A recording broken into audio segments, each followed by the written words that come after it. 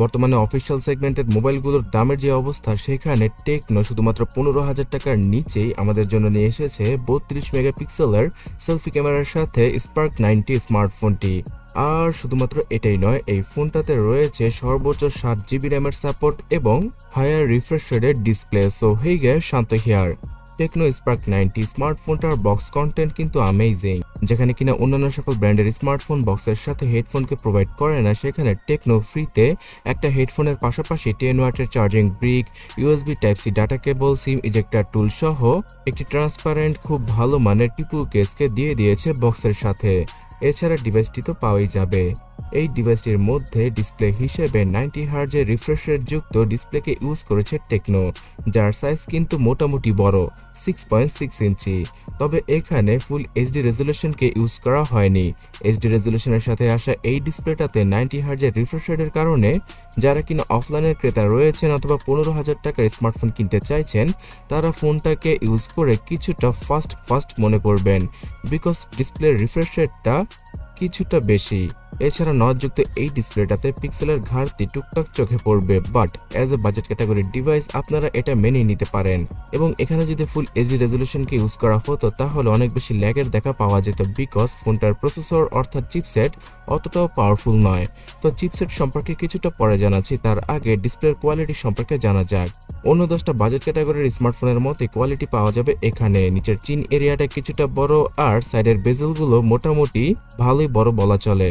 তবে ফোনটির উপরে মানে ডিসপ্লের একদম উপরের অংশে দুইটা এলইডি ফ্ল্যাশলাইটকে ইউজ করা হয়েছে রাতের বেলা সেলফি তোলার জন্য।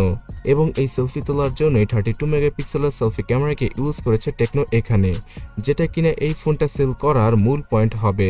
পিক্সেল বিনিং টেকনোলজির মাধ্যমে এই 32 মেগাপিক্সেলের সেলফি ক্যামেরাটি কাজ করে। তবে অন্য 10টা বাজেট ক্যাটাগরির স্মার্টফোন থেকে খুব ভালো কোয়ালিটির সেলফি তুলতে পারা পসিবল হবে স্পার্ক 90 স্মার্টফোনটি দ্বারা।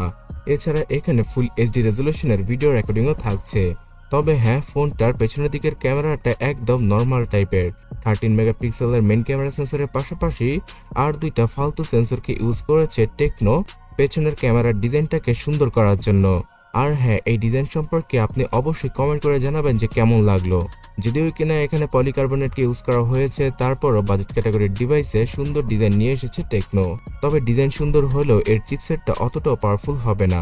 মিডিয়াটেক হেলিও G37 SoC-কে ইউজ করা হয়েছে ফোনটির চিপসেট হিসেবে, যেটা কিনা সেই G35 এর মতোই। তবে এখানে গ্রাফিক্স কোয়ালিটিতে কিছুটা বেটার অপটিমাইজেশন পাওয়া যাবে।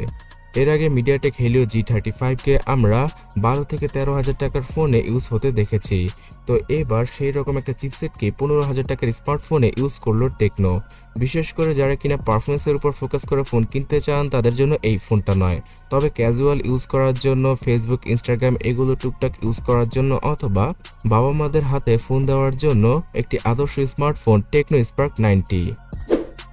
এই ফোনটাতে ইউজ করা হয়েছে 4GB র্যাম, তার সাথে 128GBর ইন্টারনাল মেমোরিকে পাওয়া যাবে এই 15,000 টাকার নিচে, মানে 14,990 টাকায়। এবং এই স্মার্টফোনটাতে আপনারা আরও 3GB পর্যন্ত র্যামকে ইনক্রিজ করতে পারবেন ভার্চুয়ালভাবে, যেটা কিনা আপনাদের বিশেষভাবে তেমন কোনো কাজে না আসলেও মনে মনে শান্তি পেতে পারবেন যে ফোনটার মধ্যে 7GB র্যাম রয়েছে। এখানে eMMC 5.1 এর ইন্টারনাল মেমোরির পাশাপাশি রয়েছে দুইটা সিমের পাশাপাশি একটা এসডি কার্ড ইউজ করার সুবিধা। এই স্মার্টফোনটা অ্যান্ড্রয়েড 12 এর পাশাপাশি টেকনোর নিজস্ব iOS 8.6 এর সাথেই আসে। আগামীতে কয় বছরের আপডেট দিবে টেকনো এই ফোনটাতে সেটা স্পেসিফিকভাবে জানা যায়নি, তবে 1 বছর তারা কন্টিনিউভাবে আপডেট দিতেই থাকবে। আর সর্বশেষে পাওয়ার ব্যাকআপ দেওয়ার জন্য 5000 mAh এর ব্যাটারিকে ইউজ করলেও এখানে 10 ওয়াটের চার্জারকে বক্সের সাথে প্রোভাইড করেছে টেকনো। তাই অবশ্যই 2 ঘন্টারও বেশি সময় লেগে যাবে ফোনটাকে ফুললি চার্জ করতে। সিকিউরিটি সেকশনে side mounted fingerprint scanner, accelerometer আর প্রক্সিমিটির মতো সেন্সরগুলো রয়েছে ফোনটার মধ্যে। সো বন্ধুরা, বর্তমান প্রেক্ষাপট অনুযায়ী এই ফোনটা 15,000 টাকায় মোটামুটি ভালো একটা স্মার্টফোন। যারা কিনা নর্মাল একটা ফোন কিনতে চান তাদের জন্য এই ফোনটা পারফেক্ট। তবে আপনারা যদি এর থেকে ভালো ফাটাফাটি লেভেলের স্মার্টফোন কিনতে চান 15,000 টাকায়, তাহলে ডান পাশের ভিডিওটাতে ক্লিক করুন অথবা কমেন্ট সেকশনটা চেক করুন, সেখানে ভিডিও লিংক রয়েছে।